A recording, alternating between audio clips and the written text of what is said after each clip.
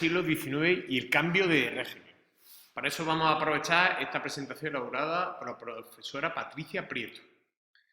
Bueno, estas son las diferentes etapas que vamos a ver, excepto la restauración borbónica, ¿vale? Vamos a comenzar por el reinado de Carlos IV y la crisis del antiguo régimen. Bueno, el reinado de Carlos IV, como podéis comprobar, empieza en 1788, que es justo el año antes del inicio de la Revolución Francesa. Entonces, eso va a marcar el devenir de todo su reinado. ¿Por qué? Pues porque es un reinado de crisis. ¿Por qué la crisis? Pues, en primer lugar, por la Revolución Francesa, porque las ideas ilustradas se empiezan a extender por todo el mundo y porque se ve el ejemplo de que esas ideas ilustradas pues, pueden conseguir, pues, por ejemplo, la independencia de Estados Unidos. También hay una causa económica. La primera es la Revolución Industrial, a la que España llega tarde, y una crisis de subsistencia, sobre todo de hambruna, ¿vale? Y las causas sociales. Como es lógico, como pasa en muchos países, los burgueses ven que tienen poder económico, pero no tienen poder político. Y lógicamente pelean por una mejora de esas condiciones. Y por el descontento de la clase proletaria que empieza a trabajar en la industria, en la minería y todo ese tipo de actividades. Causas internas. Bueno, pues en primer lugar, hay bajo rendimiento agrícola, como es lógico, España es un país que todavía explota sus tierras de forma muy tradicional. Eso provoca una subida de los precios y una crisis de hambre. También hay problemas de Hacienda. ¿Por qué? Porque al estar en un estado que todavía se mantiene bajo el antiguo régimen, pues como sabéis, los privilegiados no pagan impuestos. Y además, España en esta época se mete en varias guerras. ¿Qué sucede? Pues que se intentan poner una serie de medidas, pero no son suficientes. A esto debemos añadirle que se colapsa el mercado colonial. ¿Vale?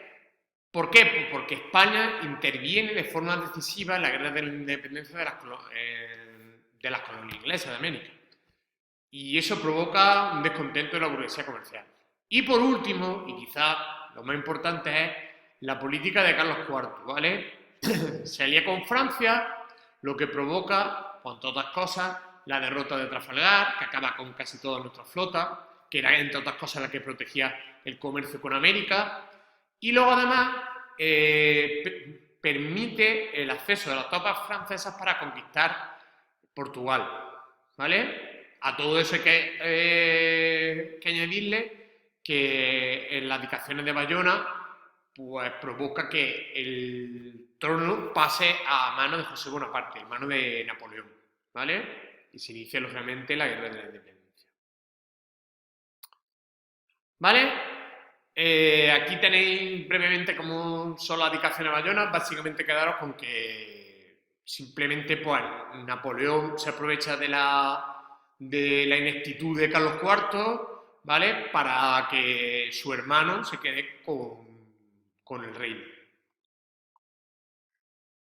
Guerra de la Independencia, 1808 a 1814. Como ya os he dicho, esto sucede porque Francia supuestamente quería conquistar Portugal y le pide a España atravesar la península para conquistar Portugal, ya que Portugal era aliada de Inglaterra, ¿vale? ¿Qué pasa? Pues que una vez que están aquí instalados, pues lógicamente conquistan España. Aquí habla de vertientes de la guerra, fácil y sencillo. En primer lugar, una guerra patriótica y nacionalista, promovida desde el pueblo porque luchan contra un poder extranjero que ha ocupado tanto el trono como el territorio. Es una guerra civil. ¿Por qué? Porque una parte de la sociedad española está a favor de José Bonaparte. ¿Por qué? Porque en cierta medida representan los ideales de la Ilustración. Es una guerra internacional. De hecho, nosotros le llamamos guerra de la independencia, pero otros países, por ejemplo Inglaterra, le llama la guerra ibérica. ¿Por qué? Porque gracias al apoyo de Inglaterra conseguimos librarnos de la ocupación francesa.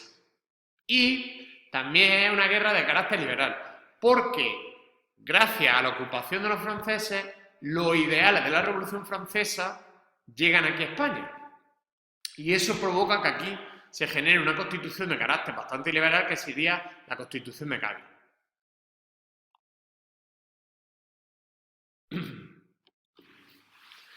En el desarrollo de la guerra habría que tener en cuenta que aquí empieza hablando de la batalla de Bailén, pero habría que hablar del primer motín que se organiza, que es el motín de Aranjuez. Es un motín en el que determinados miembros del ejército pues luchan contra el ejército francés, son masacrados al igual que la población, pero entonces ya la población toma esta guerra como un carácter propio, ¿vale?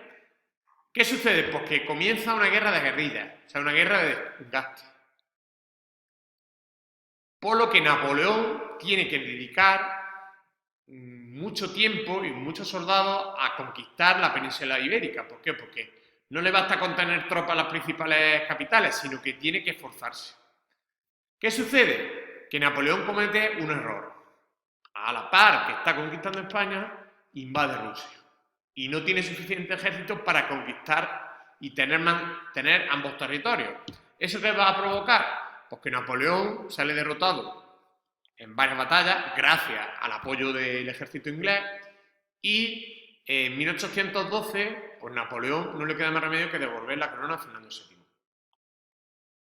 Bueno, aquí tenemos unos cuadros de Goya, los fusilamientos del 3 de mayo, esto sería posterior al 2 de mayo, que serían los motines de Aranjuez, y aquí estaría pues un grabado de los desastres de la guerra. Bueno chicos, pues por ahora terminamos, ¿vale?